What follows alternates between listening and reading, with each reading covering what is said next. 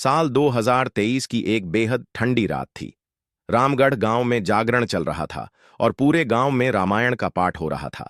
ढोल नगाड़े, मंजीरे और भजनों की आवाज पूरे इलाके में गूंज रही थी।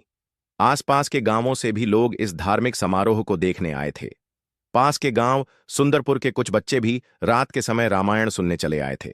रामगढ़ और सुंदरपुर के बीच एक बहुत ही घना और डरावना बगीचा था।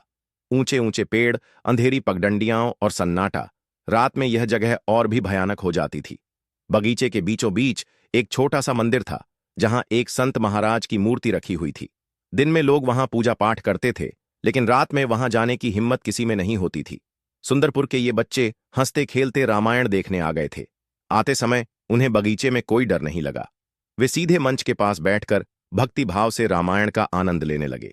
समय का पता ही नहीं चला और रात काफी बीत गई।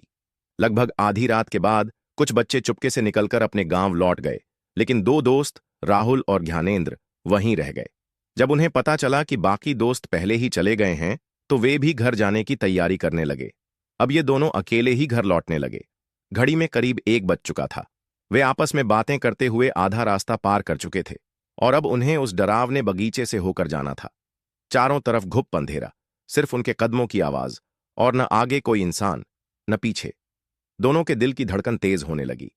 अचानक बगीचे के अंदर से एक अजीब सी डरावनी आवाज आई, जैसे कोई कराह रहा हो या फुसफुसा रहा हो। उसी वक्त तेज हवाएं चलने लगीं, पेड़ों की डालें हिलने लगीं, पत्ते हवा में ऐसे उड़ने लगे जैसे किसी अदृश्य शक्ति ने उन्हें हिला दिया हो। राहुल और ज्ञानेंद्र के कदम रुक गए। दोनों के चेहरे पर डर साफ दिख रहा था। उनके मन में उसी मंदिर की याद आई जो बगीचे के बीच में था। दोनों ने एक दूसरे की तरफ देखा और हाथ जोड़कर मन ही मन मंदिर के देवता से प्रार्थना करने लगे। हे महाराज, हमारी रक्षा करो, हमें सुरक्षित घर पहुंचा दो। कुछ देर तक कुछ भी नहीं हुआ। हवाएं और भी तेज हो गईं और डर अब बर्दाश्त से बाहर हो गया। तभी अचानक मंदिर की तरफ से एक तेज चमकदार रोशनी फैलने लगी। उस रोशनी के बीच एक बुजुर्ग साधु जैसा आकार धीरे धीरे उनकी तरफ बढ़ने लगा। उसके चेहरे पर अपार शांति थी और आंखों में दया का प्रकाश। वह बुजुर्ग उनके पास आकर मधुर आवाज में बोला, बच्चों, डरो मत, तुम्हें कुछ नहीं होगा। भगवान तुम्हारे साथ हैं। बिना किसी डर के अपने घर जाओ। उसके शब्द सुनते ही दोनों के अंदर जैसे नई हिम्मत आ गई। चारों तरफ की हवाएं रुक गईं और माहौल फिर से शांत हो गया। राहुल और ज्ञानेंद्र धीरे धीरे आगे बढ़ते हुए बगीचा पार कर अपने गांव पहुंच गए।